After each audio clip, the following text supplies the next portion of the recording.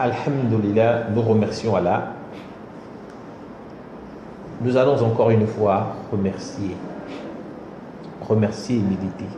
Nous allons commencer par remercier la divinité de nous avoir accordé encore la grâce de vivre.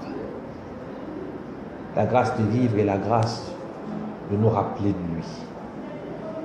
Croyez-moi, il y a des personnes qui se lèvent tous les matins, qui n'ont pas de soucis ou d'autres soucis, ou le dernier de leurs soucis, c'est de se rappeler de la divinité. C'est une grâce pour nous de parler de lui. Donc pour cette énième édition encore, nous allons donc méditer sur la pertinence des propos de sa haute éminence, le saint prophète Mohammed, béni soit-il. Et là, il nous dit quelque chose qui aura, comme j'espère que ça va, évidemment, c'est toujours, ça nous concerne nécessairement, c'est sur l'aumône. L'aumône. Il nous dit que l'aumône dissout les péchés comme l'eau dissout le sel. Ça, c'est l'aumône du jour. Et l'aumône de la nuit apaise la colère divine. L'aumône du jour dissout les péchés comme l'eau dissout le sel. Et l'aumône de la nuit apaise la colère divine. Il nous dit par ailleurs, l'aumône éloigne. Et il a commencé à citer comme ça 70 sortes de mots que l'aumône éloigne.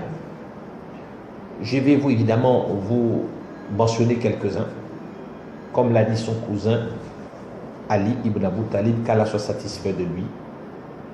L'aumône éloigne du mal, du malheur, de la destruction, de la noyade, de la brûlure, de la folie, de l'hémiplégie, d'une morsure de serpent, d'une mort brutale. Et il a cité comme ça un certain nombre de choses. L'aumône. Donc vous imaginez bien l'intérêt de faire l'aumône. Mais vous pouvez aussi comprendre que lorsqu'il parle de l'aumône du jour et de l'aumône de la nuit, il faut aussi voir ici un symbolisme. L'aumône faite en public, c'est l'aumône du jour, et l'aumône faite dans la discrétion, c'est l'aumône de la nuit. Vous l'aurez certainement compris, bien avant que je le développe. Mais il faut aussi saisir que l'aumône, ce n'est pas seulement le fait de donner. Car sa haute éminence, le saint prophète Mohammed, béni soit-il, nous dit qu'une belle, bonne parole envers autrui, c'est une aumône. Le fait d'aider son prochain, même physiquement, l'aider à porter son seau, c'est une aumône. Le fait de montrer à quelqu'un la direction d'un chemin parce qu'il s'est égaré, c'est une aumône. Je parle ici de direction physique. Le fait évidemment de promulguer, de partager un savoir, comme ce que je suis en train de faire, c'est une aumône. Donc, un simple sourire envers autrui, c'est une aumône. Le fait de s'abstenir de commettre des exactions, c'est une aumône. Donc vous l'avez compris, l'aumône ce n'est pas le fait seulement de donner de son argent ou de donner à manger.